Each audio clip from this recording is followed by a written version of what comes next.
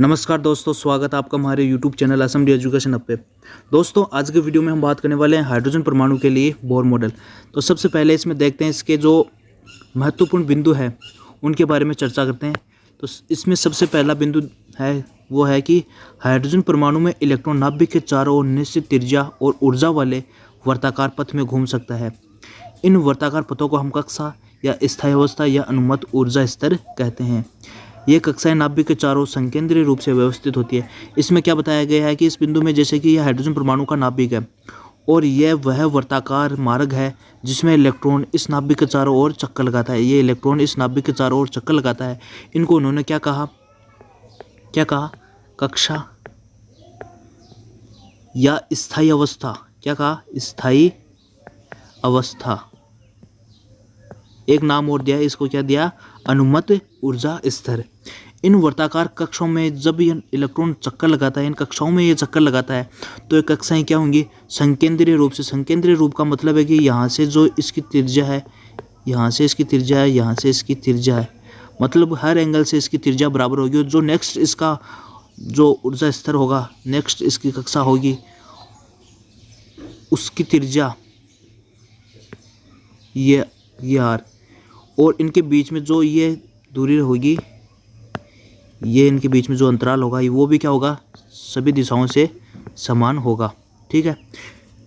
अब बात क्या कही उन्होंने कि ये त्रिज्या है, यह वर्ताकार मार्ग की जो त्रिज्या है ये, और इस इलेक्ट्रॉनिक कक्षा की मतलब कि ऊर्जा, ये क्या होंगी? निश्चित होंगी। इस कक्षा के लिए निश्चित, इसके लिए कुछ भी हो, माना कि इसके लिए त्रिज्या R1 और एनर्जी क्या है? E1।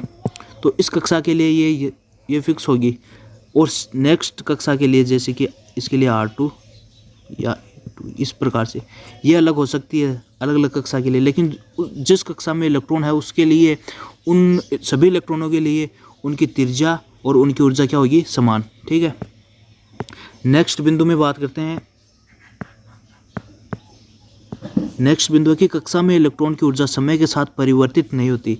इलेक्ट्रॉन की ऊर्जा है वो समय के साथ परिवर्तित नहीं होती। जब कोई इलेक्ट्रॉन निम्न स्थायी स्तर से उच्च स्थायी स्तर पर जाएगा तो आवश्यक ऊर्जा का अवशोषण करेगा, तथा जब कोई इलेक्ट्रॉन उच्च स्थायी से निम्न स्थायी स्तर पर जाएगा तो आवश्यक ऊर्जा का उत्सर्जन करेगा। ऊर्जा परिवर्तन सतत तरीके से नहीं होता। इस बिंदु को हम यहाँ देखते हैं कि जैसे कि ये कुछ ऊर्जा स्तर है। क्या है? ऊर्जा स्तर। माना कि फर्स्ट, सेकंड, थर्ड, फोर्थ और फिफ्थ, कितने हो गए? ये 5 ऊर्जा स्तर है। माना कि यहाँ पे जैसे कि यहाँ पर ग्राउंड स्टेट पे ये कोई इलेक्ट्रॉन है, जब यह इस 5वें ऊर्जा स्तर में जाएगा तो ये क्या करेगा? कुछ ऊर्जा का क्या करेगा? अवशोषण। क्या करेगा? ऊर्जा का अवशोषण। ये निम्न ऊर्जा स्तर है और ये क्या हो गया? उच्च ऊर्जा स्तर। तो लाइन क्या बनी कि निम्न ऊर्जा स्तर से उच्च ऊर्जा स्तर की तरफ जब कोई इलेक्ट्रॉन जाता है तो वह ऊर्जा का क्या करता है? ऊर्जा का क्या करता है? अवशोषण। क्या करता है? अवशोषण। उस ठीक इसके विपरीत, जब उच्च ऊर्जा स्तर से कोई इलेक्ट्रॉन निम्न ऊर्जा स्तर में आएगा, यहाँ से इलेक्ट्रॉन आया और ये निम्न ऊर्जा स्तर की तरफ आएगा, इधर नीचे की तरफ आएगा, तो ये क्या करेगा? ये ऊर्जा का क्या करेगा? उत्सर्जन। क्या करेगा? ऊर्जा का उत्सर्जन। ठीक है। नेक्स्ट हम अब बात करते हैं इसमें। नेक्स्ट बिंदु में दे रखा है कि डेल ई अंतर वाले दो स्थायी अवस्थाओं के संक्रमण के समय अवशोषित तथा उत्सर्जित विकिरण को हम निम्नलिखित रूप दिया जा सकता है। यह यहाँ पे ये फॉर्मूला दे रखा है। ये किस प्रकार से है कि आवृत्ति बराबर डेल ई अपॉन एच। यहाँ पर डेल ई का मतलब है E2 minus E1। E2 E1 का मतलब है कि जैसे उच्च ऊर्जा स्तर और निम्न ऊर्जा स्तर के उनका क्या है? ये ऊर्जा अंतराल है। E1 यहाँ पे क्या दे रखा है? निम्न अनुमत ऊर्जा स्तर। E2 दे रखा है उच्च अनुमत ऊर्जा स्तर। इसे हम क्या कहते हैं? बोर का आवर्ती नियम भी कहते हैं। ठीक है। नेक्स्ट बिंदु में दे रखा है कि एक इलेक्ट्रॉन का कोणीय संवेग दी हुई स्थायी अवस्था में इस समीकरण द्वारा दर्शाया जा सकता है।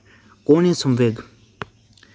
संवेग MEVR, कोणीय संवेग क्या होता है MEVR, इसका मान किसके बराबर होगा NH/2 पाई, किसके बराबर होगा NH/2 पाई। कोणीय संवेग का मान क्या होगा NH/2 पाई, अर्थात कोणीय संवेग से ये n पूर्णांक क्या है, n का मान है n बराबर क्या होगा 1 2 3 4 जैसे अनंत तक n की वैल्यू हम पूर्णांक वैल्यू लेते हैं।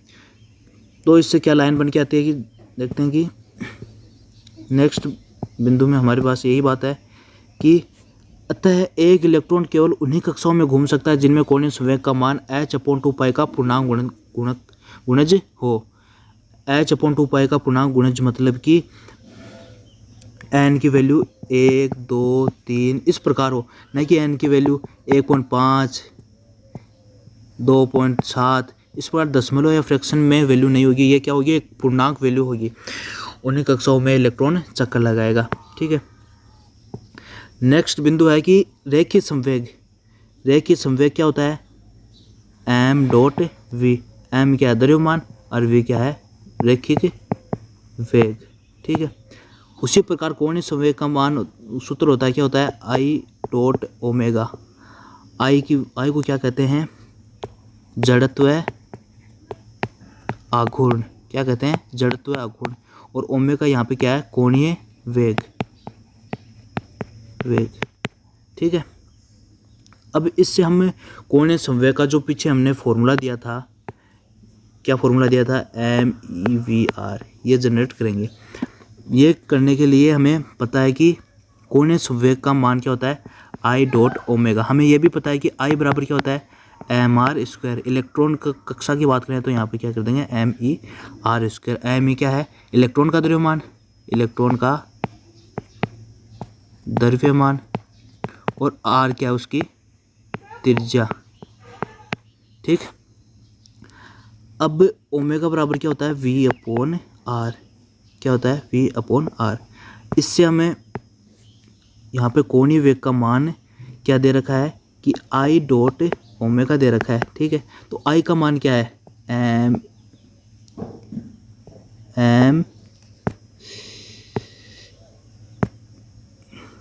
ठीक है, कोणीय वेग का मान संवेग का मान क्या दे रखा है I.ओमेगा। I का मान दे रखा है MER²। ओमेगा का मान कितना है V/R, R से R कैंसिल हो गया तो कितना हो गया MEVR। ये क्या हो गया कोणीय संवेग का मान हो गया। नेक्स्ट हम बात करते हैं जी कक्षाओं की त्रिज्या है, कक्षाओं की त्रिज्या हम किस प्रकार ज्ञात करते हैं। ये मॉडल दिया था तो इसमें जो इनकी कक्षाओं की त्रिज्या और वेग और एनर्जी के बारे में हम पढ़ेंगे। तो सबसे पहले इसमें हम इनकी बोर की जो ये कक्षाएँ हैं, जो नाभिक के चारों ओर वर्ताकार मारा गया कक्षा बताई थी, इनकी हम त्रिज्याओं की गणना करते हैं। तो यहाँ पे साइड में देख लेते हैं कि तो देखते हैं यहाँ पे जैसे कि ये कोई हाइड्रोजन परमाणु का ये नाभिक है और ये चारों ओर इसके वर्ताकार कक्षा यानी कि ऊर्जा स्तर, यह इसकी क्या है कक्षा। यहाँ पे ये है इलेक्ट्रॉन जो इस नाभिक के चारों ओर चक्कर लगाएगा, तो इस नाभिक के चारों ओर इलेक्ट्रॉन ये चक्कर लगाएगा। इस पे दो फोर्स काम करेगा, एक तो बाहर की तरफ फोर्स काम करेगा जिसे हम क्या कहेंगे अपकेंद्रीय बल, क्या कहेंगे अपकेंद्रीय बल, अपकेंद्रीय बल, अपकेंद्रीय बल। इसका मान क्या होगा, इसकी वैल्यू होती है mv²/r। क्या होती है अपकेंद्रीय बल की वैल्यू mv²/r। ठीक है, और एक फोर्स काम करेगा इसके नाभिक की ओर, नाभिक की ओर अंदर की ओर काम करेगा। इसे हम क्या कहेंगे स्थिर वैद्युत आकर्षण बल। पॉजिटिव और नेगेटिव आवेश होते हैं, उनके मध्य क्या लगता है स्थिर वैद्युत आकर्षण बल। क्या लगता है स्थिर वैद्युत आकर्षण बल, जिसका मान होता है केंद्रीय बल, जिसका मान होता है Z²/R। इन दो फॉर्मूलों से हम इसकी जो त्रिज्या है वो निकालते हैं। तो देखते हैं इसमें क्या है, आगे देखते हैं कि जो बोर है, बोर ने उसकी फर्स्ट अवधारणा क्या थी कि जो ये अभिकेंद्रीय बल और अपकेंद्रीय बल आया था पीछे बताया था, ये उनकी वैल्यू क्या होती है बराबर। बोर की फर्स्ट अवधारणा क्या है, बोर की फर्स्ट अवधारणा में क्या बताया था उन्होंने कि जो mv² बराबर z² अपॉन आर,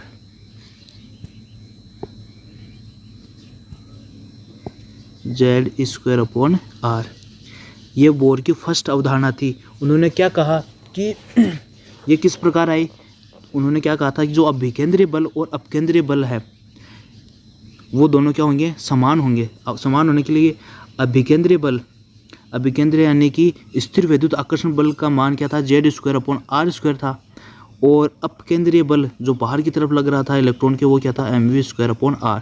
तो एक r से r कैंसिल हो गया, तो ये फॉर्मूला क्या आ गया,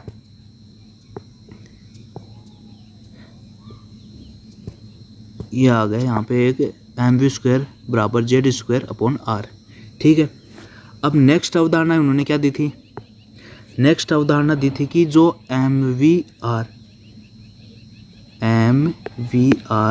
कोणीय संवेग किसके बराबर होगा, nh अपॉन 2 पाई। ठीक है, इसको हमने पहले पीछे देख लिया कि mvr बराबर nh अपॉन 2 पाई होगा।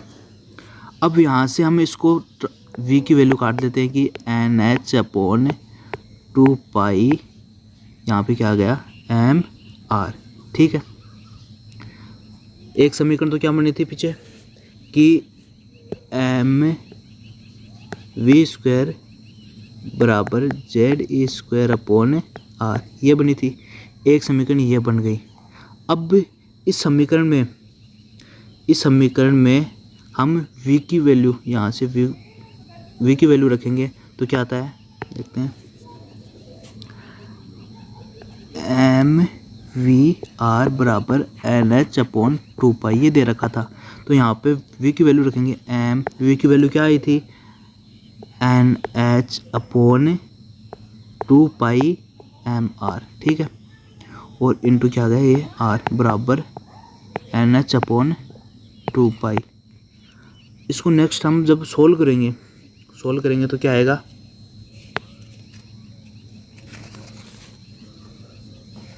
इसको सोल्व करेंगे तो क्या आ गया, जो mn² h² अपॉन 4 पाई m² r² बराबर ze² अपॉन r। इस r से r कैंसिल हो गया, इस एक m से एक m कैंसिल हो गया।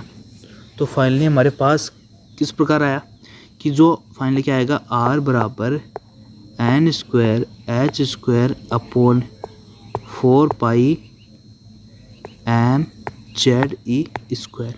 फाइनली हमारे पास क्या आएगा, इस प्रकार से आएगा। इसको सोल्व करेंगे तो अब इसमें हमें क्या रखेंगे, h की वैल्यू हमें पता है, प्लांक स्थिरांक 6.62 × 10⁻⁻34। पाई की वैल्यू पता है, m की पता है, और जो इलेक्ट्रॉन का इसका भी हमें पता है। तो इनकी वैल्यू को हम रखेंगे इसमें, तो हमारे पास क्या फॉर्मूला बनेगा, जैसे कि हम h वो लिख लेते हैं, h बराबर लिखेंगे हम यहाँ पे 6.62 ×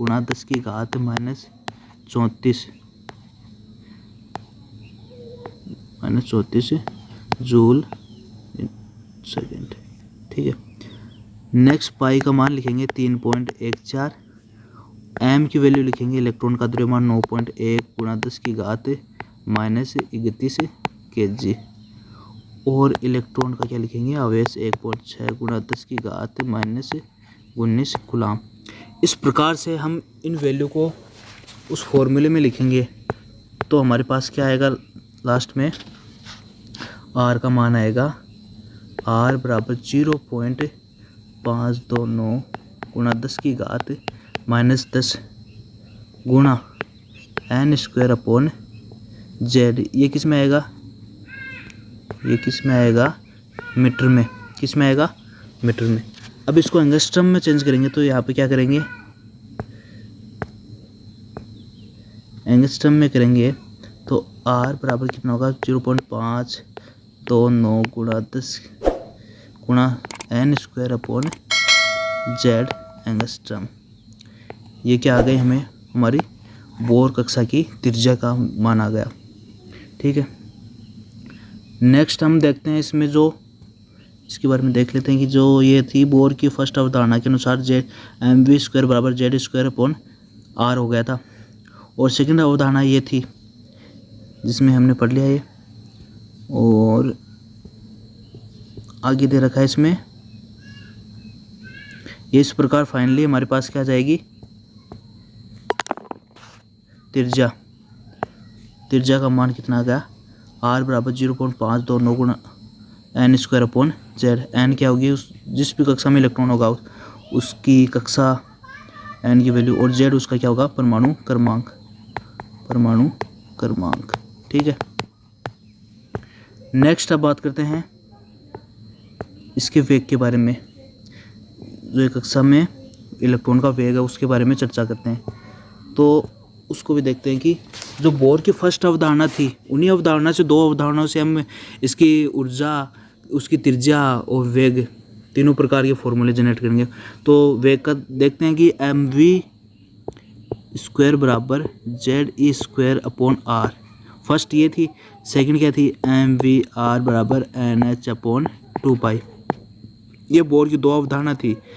अब क्या करेंगे, इसे समीकरण 1 दे देते हैं, इसे समीकरण नंबर 2। अब समीकरण 1 में समीकरण 2 का भाग देने पर, समीकरण 1 में 2 का भाग देने पर इस प्रकार से इसे डिवाइड कर देंगे हम, तो क्या होगा, डिवाइड करने पर क्या होगा, फाइनली रिजल्ट क्या आएगा इसका, v बराबर ZE² 2π अपॉन NH। क्या आ गया, वेग का मान क्या आ गया ZE² 2π अपॉन NH। इसमें सेम उसी प्रकार से ये नियतांक उसकी वैल्यू रखेंगे तो क्या आएगा, v बराबर 2.18 गुणा 10⁶ गुणा Z अपॉन n मीटर प्रति सेकेंड। ठीक है, ये इस प्रकार क्या आ गया, इसका वेग भी हमने ज्ञात कर लिया। ठीक है, इस प्रकार से क्या आ गया, वेग की वैल्यू क्या आएगी 2.18 गुणा 10⁶ गुणा Z अपॉन n। त्रिज्या और वेग और एनर्जी तीन फॉर्मूले हैं ये आप तीनों के तीनों याद रख लेना। निकालोगे तो टाइम लगेगा, वरना आप इसे याद रखोगे तो आपके क्वेश्चन बहुत जल्दी सॉल्व हो जाएंगे। सिर्फ वैल्यू रखने, नॉर्मल से क्वेश्चन आएंगे तो आगे हम उनको देख लेंगे। अब नेक्स्ट हम बात करते हैं इसकी ऊर्जा के बारे में, और याद करते हैं।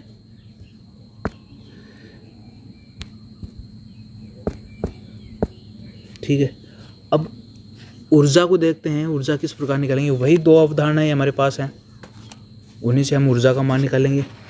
अब ऊर्जा का मान निकालने के लिए हमें पता होना चाहिए पहले कि जो इलेक्ट्रॉन की ऊर्जा है, इलेक्ट्रॉन की ऊर्जा क्या होती है, इलेक्ट्रॉन की ऊर्जा बराबर क्या होती है, उसकी पोटेंशियल एनर्जी प्लस उसकी काइनेटिक एनर्जी।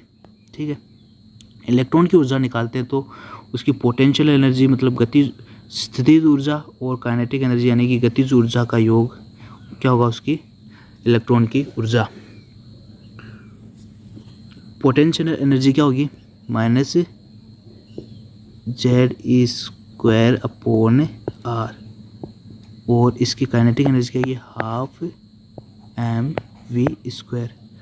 अब यहाँ पे माइनस साइन आया है, इसका मतलब ये है कि जो काइनेटिक एनर्जी होती है, काइनेटिक एनर्जी क्या होती है, स्थितिज ऊर्जा की। यहाँ पे ये इस पे क्या आएगा, नकारात्मक नेगेटिव मार्क, ये उसकी क्या होती है, विपरीत, इस प्रकार। ठीक है, अब इसमें हम आगे वैल्यू रखते हैं। जो ZE² हमारे पास क्या आ गया था, ZE² अपॉन R प्लस क्या आ गया था, हाफ यहाँ पे mv² आया था ना।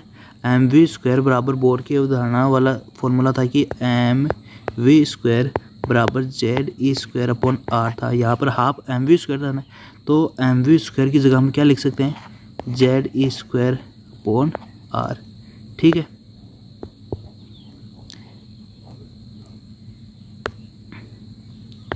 नेक्स्ट इसमें बात करते हैं कि अब ये दे रखा है, ये क्या था, माइनस साइन था यहाँ पे। अब इसको सोल्व करेंगे तो क्या आएगा, एक माना कि ये एक है और ये क्या है, हाफ है। माइनस का एक है, इसमें हाफ का है, तो क्या होगा, माइनस का हाफ बचेगा, तो क्या आ गया, -1/2 गुणा Z² अपॉन R। इस प्रकार आ गया। ये क्या चल रही है, इलेक्ट्रॉन की ऊर्जा निकाल रहे हैं।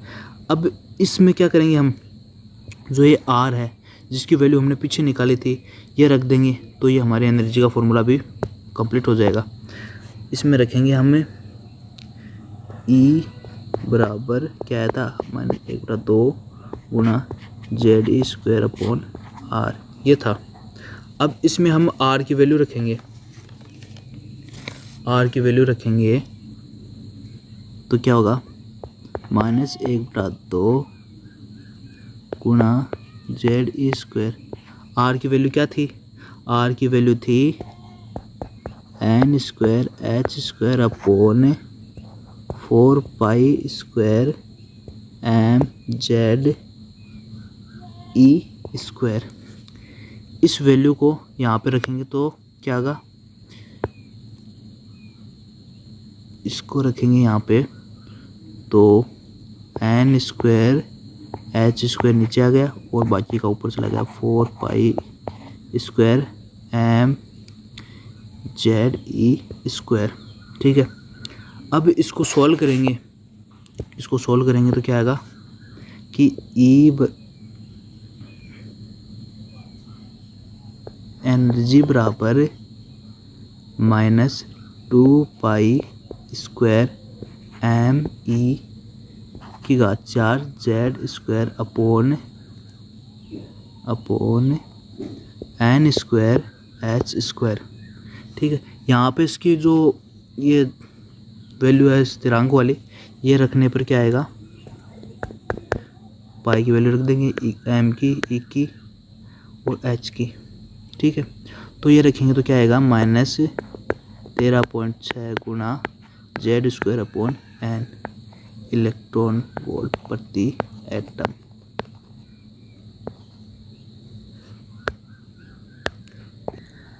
यहाँ पे सबसे पहले हम देख लेते हैं कि जैसे कि एक तो त्रिज्या का फॉर्मूला, एक वेग का और एनर्जी का, तीनों हम याद करते हैं। त्रिज्या का फॉर्मूला था क्या था, 0.529 गुणा, यहाँ तक रखते हैं। नेक्स्ट वेग का क्या था, 2.18 गुणा 10⁻6। एनर्जी का क्या था, -13.6 गुणा। अब हमें क्या याद रखना है, आर वाले में तो क्या आएगा, आर वाले जो त्रिज्या का फॉर्मूला है उसमें क्या होगा, n² अपॉन z। क्या आएगा, n² अपॉन z। त्रिज्या में गुणा क्या होगा, n² अपॉन z। ये याद रखना खास पर, n² अपॉन z। और वेग वाले में क्या आया था, z अपॉन n। क्या गुणा हुआ था, 2.18 गुणा 10⁻6। इसमें क्या गुणा हुआ था, z अपॉन n। ठीक है, एनर्जी वाले में क्या हुआ था, Z² अपॉन n²। इलेक्ट्रॉन की जो कक्षा की जो त्रिज्या थी वो याद कर ली, वेग याद कर लिया इसका, और इसकी ऊर्जा याद कर ली। ठीक है, वेग, ऊर्जा यहाँ तक याद कर ली। अब इसकी क्या है, सीमाएं, बोर परमाणु मॉडल की सीमाएं जो देख लेते हैं कि सबसे पहले यह है कि ये बहु इलेक्ट्रॉनीय स्पीशीज से प्राप्त स्पेक्ट्रमी रेखाओं की व्याख्या करने में असफल रहा। बहु इलेक्ट्रॉनीय स्पीशीज से प्राप्त स्पेक्ट्रमी रेखाओं की व्याख्या करने में असफल रहा। स्पेक्ट्रमी रेखाओं की व्याख्या करने में असफल रहा। उन्होंने एकल इलेक्ट्रॉनिक स्पीशीज यानी कि जैसे कि हाइड्रोजन है, हाइड्रोजन में एक इलेक्ट्रॉन होता है, उसके बारे में बता दिया इन्होंने। हीलियम में 2 इलेक्ट्रॉन होते हैं, तो हीलियम के बारे में नहीं बताया। उन्होंने क्या बताया? He प्लस के बारे में। और लिथियम 2+। इस प्रकार से एकल इलेक्ट्रॉनिक स्पीशीज़ के बारे में ही बोर समझा पाया। बहु इलेक्ट्रॉनिक स्पीशीज़ की जो स्पेक्ट्रमी रेखाएं प्राप्त होती हैं उनके बारे में ये समझाने में असफल रहा। ठीक है, नेक्स्ट बिंदु में क्या है कि बोर के अनुसार जब किसी इलेक्ट्रॉन को ऊर्जा दी जाती है तो यह ऊर्जा को अवशोषित करके निम्नतम ऊर्जा स्तर से उच्चतम ऊर्जा स्तर में संक्रमण करता है, जिससे स्पेक्ट्रमी रेखाएं प्राप्त होती है। लेकिन जब उच्च विभेदन क्षमता वाले स्पेक्ट्रोस्कोपी द्वारा इन स्पेक्ट्रमी रेखाओं का अध्ययन किया गया तो यह पाया गया कि प्रत्येक स्पेक्ट्रमी रेखा में भी अनेक रेखाओं से मिलकर बनी होती है, जिसकी व्याख्या बोर नहीं कर पाया। जो ये स्पेक्ट्रमी रेखाएं प्राप्त हुई थी इस प्रकार से, जो ये था, ये इस प्रकार से जो आ रही थी स्पेक्ट्रमी रेखाएं, इनको विभेदित किया, उच्च स्पेक्ट्रोस्कोपी द्वारा विभेदित किया, तो ये एक रेखा भी अनेक रेखाओं से, सूक्ष्म रेखाओं से मिलकर बनी हुई थी, जिसकी व्याख्या ये नहीं कर पाया। ठीक है, नेक्स्ट तीसरा बिंदु है कि स्पेक्ट्रम में चुंबकीय क्षेत्र लगाने पर स्पेक्ट्रमी रेखाओं का विपाटन हो जाता है। यह प्रभाव जीमान प्रभाव कहलाता है। इन्होंने क्या, एक तो जीमान प्रभाव था, जीमान प्रभाव, एक था स्टार्क प्रभाव, इनके बारे में नहीं बताया। जीमान प्रभाव में क्या था कि जो स्पेक्ट्रमी रेखाएं हैं उन पे क्या चुंबकीय क्षेत्र लगा देंगे, चुंबकीय क्षेत्र लगाने पर क्या हो जाती थी, वो स्पेक्ट्रमी रेखाएं विपाटित हो जाती थी, उनके बारे में उन्होंने नहीं बताया। इसे क्या कहते हैं? जीमान प्रभाव। दूसरा था स्टार्क प्रभाव। इसमें क्या होता था कि स्पेक्ट्रमी रेखाएं उन पे क्या लगाया जाता था? विद्युत क्षेत्र। इन पे विद्युत क्षेत्र लगाने पर ये रेखाएं क्या हो जाती है? विपाटित, जिसके बारे में भी बोर ने कुछ नहीं बताया। इन दोनों को याद रखने के लिए छोटी सी ट्रिक है, चू का मतलब है चुंबकीय क्षेत्र लगाने पर क्या होगा? जीमान इफेक्ट होगा। क्या होगा? जीमान प्रभाव। ठीक है, अब नेक्स्ट बात करते हैं हम, ये जीमान प्रभाव वाला हो गया, और ये नेक्स्ट में क्या दे रखा है? स्टार्क प्रभाव के बारे में। इसके बारे में इन्होंने नहीं बताया। अब नेक्स्ट हम बात करते हैं क्वेश्चंस के बारे में। तो इसमें सबसे पहला दे रखा है कि बोर सिद्धांत के अनुसार 5th ऊर्जा स्तर के इलेक्ट्रॉन का कोणीय संवेग होगा। 5th का कोणीय संवेग क्या होगा? हम वैसे निकाल लेते हैं कि कोणीय संवेग क्या होता था? MeVr बराबर NH/2π। ये फॉर्मूला दे रखा था बोर की अवधारणा के अनुसार। तो कोणीय संवेग का मान क्या होता है? n के H/2π था, यहाँ पे क्या था? n। ये क्या होना चाहिए था? पूर्णांक। ठीक है, पूर्णांक होना चाहिए था। अब देख लेते हैं कि 5th ऊर्जा स्तर n की वैल्यू कितनी है? 5 H/2π इस प्रकार है। इस प्रकार से किसी ऑप्शन में तो वो हमारा क्या होगा? आंसर होगा। तो ये भी नहीं होगा, ये किसी भी ऑप्शन में क्या नहीं दे रखा है? 5H/2π ये वैल्यू नहीं दे रखी है। तो इसको क्या कर रखा है? यहाँ पे सोल्व कर रखा है कि यहाँ पे उसमें कट गया, तो ये क्या आएगा? 2.5 H/π। ये वैल्यू किस ऑप्शन में दे रखी है? डी ऑप्शन में। तो डी ऑप्शन हमारा क्या हो जाएगा? करेक्ट आंसर हो जाएगा। दूसरा क्वेश्चन है कि हाइड्रोजन के प्रथम कक्षक से संबंधित ऊर्जा जो दे रखी है, ये दे रखी है। इसके 5वें कक्षक से संबंधित ऊर्जा बताइए। प्रथम कक्षक से संबंधित ऊर्जा दे रखी है, 5वें से पूछा, तो हम इसे सोल्व करते हैं कि जो एनर्जी थी, एनर्जी व्युत्क्रमानुपाती थी कक्षा के, ये स्क्वायर के, इस प्रकार थी ये। ठीक है, तो अब एक कक्षक की दे रखी है प्रथम कक्षक की, और 5वें की पूछी है, तो E1 की दे रखी है, मतलब कि E5 की पूछी है, तो ये व्युत्क्रमानुपाती होगा कि यहाँ पे क्या होगा?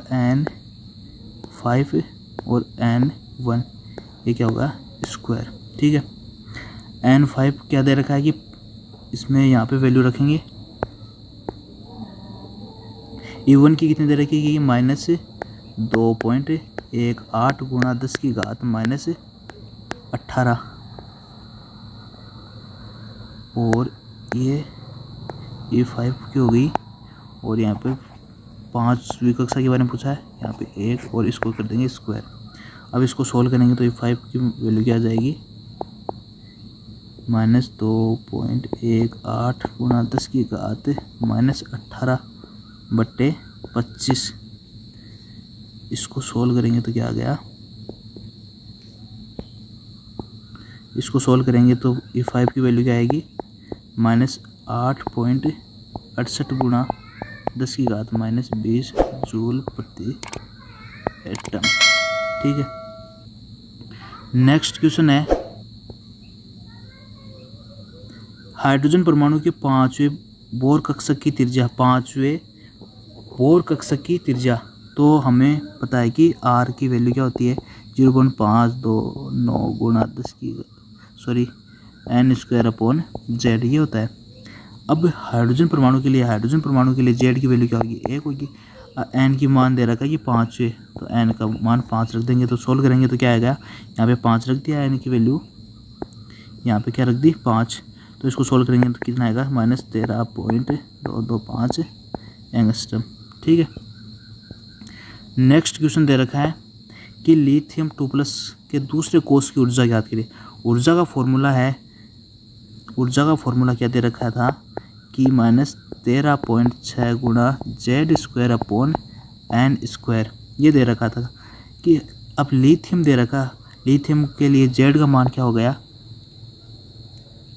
गया? 3।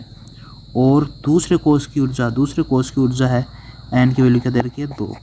तो इसको रखेंगे यहाँ पे फॉर्मूले में, क्या आएगा? 13.6 गुणा z की वैल्यू कितनी है? 3 का स्क्वायर कर देंगे, और n की वैल्यू कितनी है? 2 का स्क्वायर कर देंगे। इसको सोल्व करेंगे तो क्या आएगा? -13.6 गुणा 9/4। इसको फाइनली सोल्व किया तो क्या आ गया? इसकी दूसरे कोष की क्या आ गई? ऊर्जा। नेक्स्ट क्वेश्चन दे रखा है कि हीलियम प्लस के तीसरे व चौथे कोष की ऊर्जा के बीच अंतर ज्ञात करना। सेम वही है, फॉर्मूला रखो बस। एनर्जी का फॉर्मूला दे रखा है कि -13.6 गुणा z²/n²। यहाँ पर 13.6 हीलियम प्लस दे रखा है, जेड की वैल्यू फिक्स है, इसको क्या ले कॉमन, और 1/n तीसरे व चौथे की ऊर्जा का अंतर, चौथे का स्क्वायर माइनस यहाँ पे क्या हो गया? 1/n3 का स्क्वायर। इसमें वैल्यू रख दी तो ये क्या, इसका आंसर आ जाएगा। ठीक है, नेक्स्ट बहुत ही इजी क्वेश्चन है कि बेरिलियम 3+ की तृतीय उत्तेजित अवस्था में इलेक्ट्रॉन का वेग। अब वेग का फॉर्मूला क्या दे रखा था? v बराबर 2.18 गुणा 10 की घात 6 गुणा z/n। सिर्फ ये है z और n का पता लगाना में, एनर्जी ऊर्जा, जो ऊर्जा है, वेग के त्रिज्या, इनके बारे में z और n का पता जो हमें क्वेश्चन में दे रखा होगा सीधा सीधा रखना है और आंसर आ जाएगा। अब इस क्वेश्चन में थोड़ा सा दे रखा है कि जो तृतीय उत्तेजित अवस्था बता दी, तृतीय उत्तेजित अवस्था, इसको हम देखते हैं कि जैसे कि मान लो ये n बराबर क्या है? 1, 2, 3 और 4, और ये क्या है? 5। इस प्रकार है। ठीक है, अब इसको क्या कहेंगे? प्रथम ऊर्जा स्तर, द्वितीय ऊर्जा स्तर, तृतीय ऊर्जा स्तर, चतुर्थ ऊर्जा स्तर। अब उत्तेजित ऊर्जा स्तर के बारे में जब भी पढ़ेंगे तो यहाँ पे क्या होगा? जिस भी कक्षा के बारे में, जैसे कि प्रथम उत्तेजित अवस्था, कौन सी होगी? प्रथम उत्तेजित अवस्था कौन सी होगी? ये n बराबर 2।